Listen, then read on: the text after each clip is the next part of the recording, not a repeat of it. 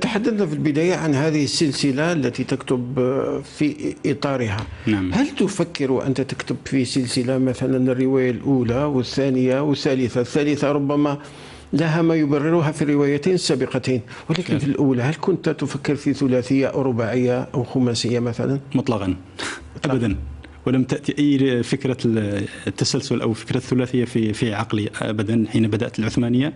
الأمر الذي أدى بي إلى كتابة الرواية الثانية متاهة قرطبة هي رسالة ميسنجر من قارئ قرأ العثمانية. أنا لا أتذكر اسمه بصراحة، يعني سنة 2017.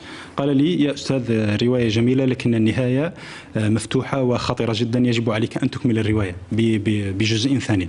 فوقعت في قلبي هذه الفكرة وبدأت كتابة متاهة قرطبة. متاهة قرطبة بنفسها هي التي جعلتني أكتب هذا النص الثالث حتى تكتمل القصة وأعيد كتابتها وتلخيصها مجددا. فالفكرة بدأت من قارئ أنا أوجه له التحية، إن كان يذكرني أو إن كان أنت لا تعرفه. لا أعرفه، حتى الاسم أظنه اسم مستعار. أرسل رسالة قصيرة جدا وقال لي: يجب أن تكمل الرواية وإلا يعني سوف نحتج عليك، لأنه نهاية رواية العثمانية نهاية مفتوحة جدا يعني صعبة، يعني تضع القارئ في شكل في مفترق طرق لا يفهم ما هي نتيجة البحث عن مخطوطة وما هي نتيجة القصة ما بين آسيا قرمزلي صديقة سفيان وغير ذلك.